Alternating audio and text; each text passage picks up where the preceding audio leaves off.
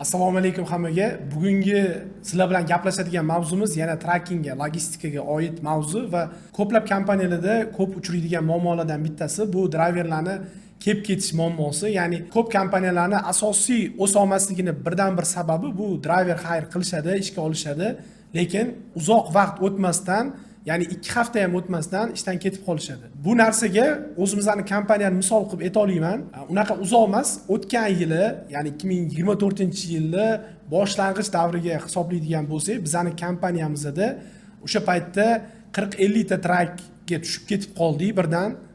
Buni sabablarini o'rganishni boshladik va biza statistikani olib ko'rganimizda haftasiga 30 ta driver hire qilsak, 30 ta yoki 35 ta driver ketib qolyotdi kompaniyamizdan. Bu bizga qanchaga tushadi desanglar, har bitta driverni ishga olib kelish uchun sizlarda xarajatlar bo'ladi. Misol uchun, company driver bo'lsa, unga bilet olib berasizlar, olib kelasizlar yoki owner operator bo'ladigan bo'lsa ham har qanaqa bonuslar bor, sign-on bonus bor. Shunga o'xshagan bonuslarni yoki bo'lmasa ishga kirgandan keyin transponder berasizlar, uni qaytarmaydi.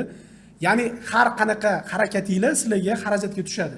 Xuddi shunaqa xarajatlarni hisoblaganda o'rtacha bitta driverni ishga olish, haydovchini ishga olish bu kompaniya uchun o'rtacha 1000-1.5 ming hisoblanadi. Va biz shu narsani hisoblab chiqqanimizda haftasiga, oyiga 30 ta haydovchi ishdan shundoq ketib qolyotdi va bu bizga $30,000 dan $50,000 xarajat olib kelyotdi. Va bunga zo'r bitta yechim topganmiz va shu videoda men sizlarga o'sha yechimni bermoqchiman va o'ylaymanki, bu yechim sizlarning kompaniyalarga ham ancha 30 mingdan 50 minggacha daromadni olib kirishi va shu xarajatni ushlab qolishga yordam beradi deb o'ylayman. Agar video yoqsa, videoga like bosing va kuzatishda davom eting.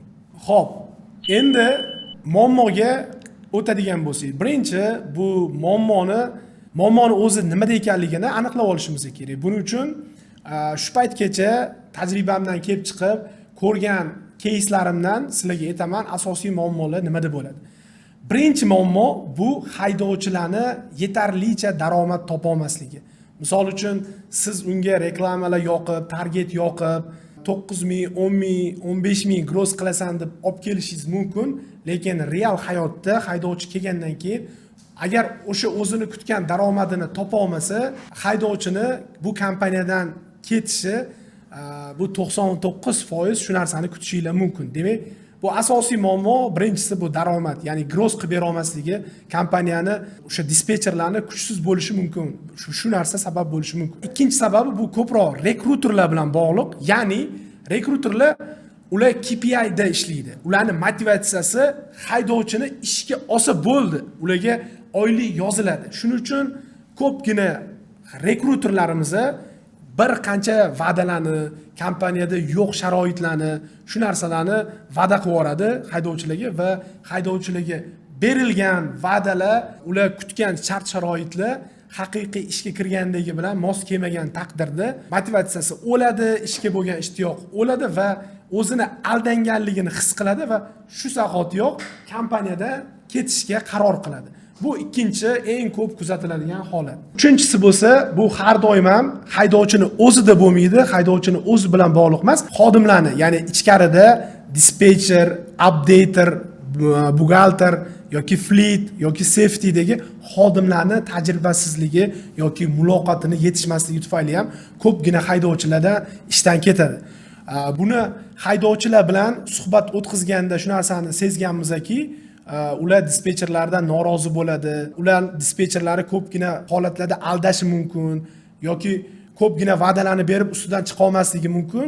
Shu holatlarda ham haydovchilar yana motivatsiyasi o'ladi va aldanganini his qiladi va bu kompaniyadan tezroq ketishi payida bo'ladi. Xo'p, to'rtinchi muammo bu haydovchini o'zida bo'lishi ham mumkin.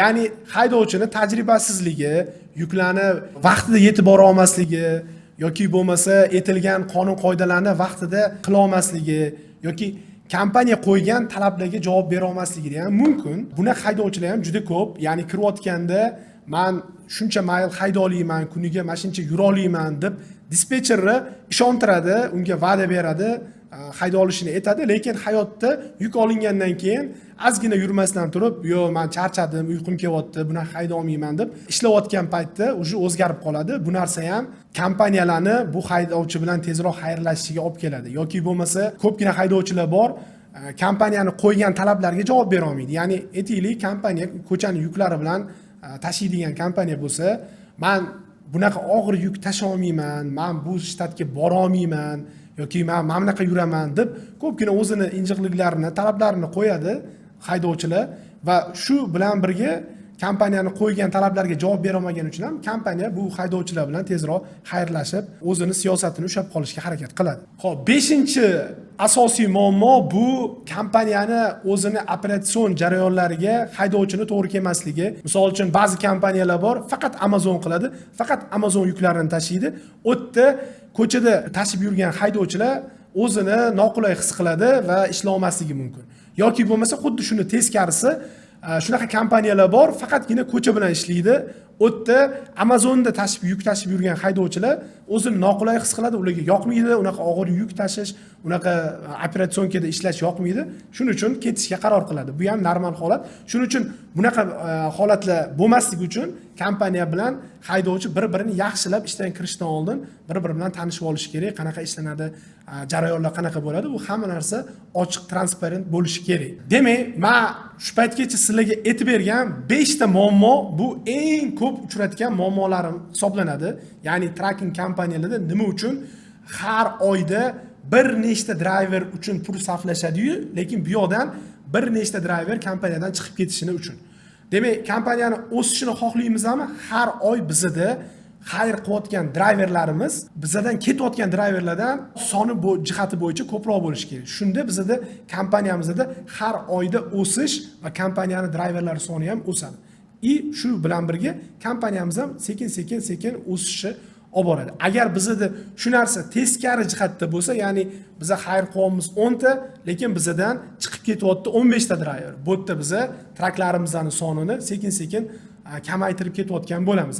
Shuning uchun bu muhim jihati, biz driver turnover, ya'ni bizdan driverlarni chiqib ketayotgan driverlarni nima uchun chiqib ketyapti, o'zi masala qayerda bo'lganini bilishimiz kerak.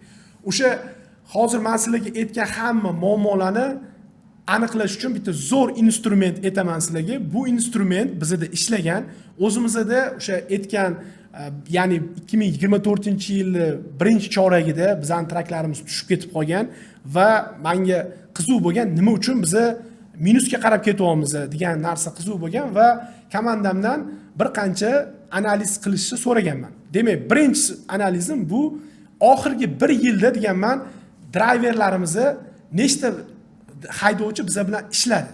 Hammasini spiskasini qilinglar deganman. Va u yoqda har bitta haydovchi biz bilan qancha muddat ishladi.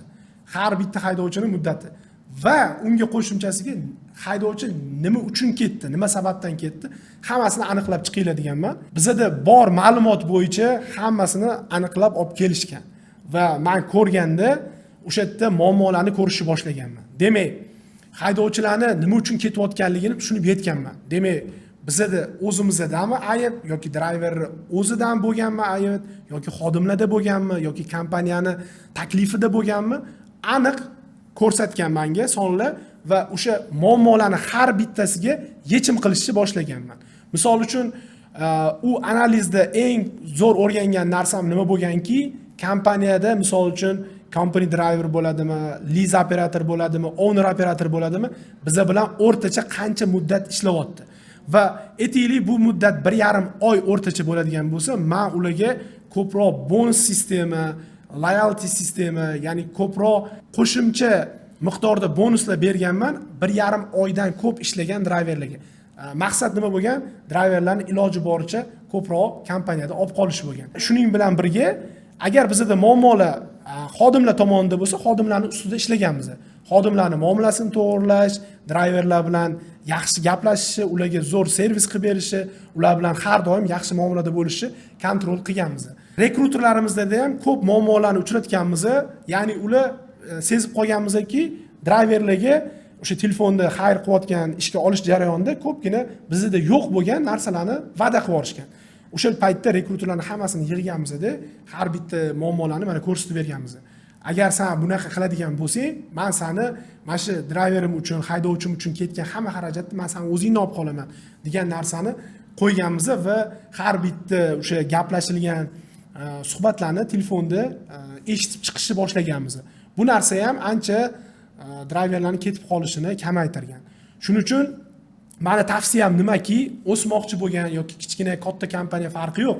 Har bitta kompaniyada haydovchi ishdan ketayotganda exit interview qilish shart. Exit interview bo'lishi kerak. Bu qanaqa bo'ladi? Jarayonni qisqacha qilib tushuntirib beraman. Haydovchi keldi, sizlar bilan ishladi ma'lum muddat va ishdan ketmoqchi. Demak, bitta xodim belgilashingiz kerak. U dispetcher bo'lmasin, boshqa bo'lmasin. Alohida HR teamdan bitta xodim belgilashingiz kerak va u haydovchi bilan muloqot olib boradi. Sen biza bilan qancha muddat ishlading? Sen bizani kompaniyadan nimalarni yoqtirding? Sen bizani kompaniyadan nimalarni yoqtirmading? Va asosiy ishdan ketishing sababi nimada? degan shunga o'xshagan asosiy savollarni berish orqali ular bilan kichkinagina suhbat o'tkazadi va har bitta narsani yozib olish kerak. Xo'p, driver bilan tugatgandan keyin o'zingizni ichki xodimlaringiz, dispetcher, updater va buxgalter bilan xuddi shu tartibda shu driver ishdan ketayotgan driver haqida kichkina suhbat o'tkazing. Bu driver qanaqa edi? Muomalasi qanaqa edi? Ishlashi qanaqa edi? Yurishi qanaqa edi? Performance, ya'ni yuklarni vaqtida olib borish qanaqa edi degan savol-javoblar bilan har bitta xodimingizdan o'sha asosiy 3 ta, har bittasidan emas, 3 ta dispetcheridan, updateridan va buxgalterdan so'rab chiqing va oxirida HR o'zini xulosasini bersin. Bu driverni ikkita tomonni eshitib, nima uchun ketdi, nima sababdan ketdi. Siz agar shunaqa qilib har 3 oyda o'zingizni ishdan ketgan driverlaringizni statistikasini yig'ib borsangiz, sizda aniq muammolar kelib chiqadi. Siz bilasiz, siz rekruteringiz noto'g'ri va'da bergani uchun driverlar olib qo'yyapsizmi? Yoki sizda dispetcherlaringiz bilan muammo bormi? Ular yetarlicha daromad qilib bera olmayaptimi? Yoki sizga faqatgina yura olmaydigan, o'sha o'zini sizni kompaniyangizni shart-sharoitiga, talablariga javob bera olmaydigan haydovchilar kelib qolyaptimi? Shu narsalarni aniq bilasiz va ularni har bittasiga siz aniq, tez, sifatli yechim topsangiz bo'ladi va bu yechimlar aniq ishlaydi va vaziyatni tezda o'zgartirib, yana kompaniyani o'sishiga olib kelishingiz mumkin. Demak, bu instrument bizda ishlagan va oxirgi 1 yilda shu instrumentni o'zimizning kompaniyada qo'llab kelyapmiz va bu bitta faktor hozirgi kunda bizning traklarimiz soni 200 tadan oshgan va bizda oyda xayr qilayotgan, ya'ni ishga olayotgan driverlarimiz soni ketayotgan driverlar sonidan yuqori turadi har doim. Va bu har oyda biza ko'rib boradigan bitta ko'rsatkichlardan bittasi deb o'ylayman. Demak, agar sizlarga ham video yoqqan bo'lsa, videoga like bosishni, bizani qo'llab-quvvatlashni unutmanglar. Bu videoni kimda logistika kompaniyasi bo'lsa, o'stirishga qiynalayotgan bo'lsa, o'stira olmayapman deydigan yoki logistika kompaniyasi bo'lsa ham biror bir muammolari bo'lgan tanishinglarga jo'natib qo'yinglar. Men o'ylaymanki, u juda ham foydali video bo'ladi va kompaniyani 2x, 3x ga tez muddatda olib chiqadigan instrument bo'ladi deb o'ylayman. Hammanglarga rahmat.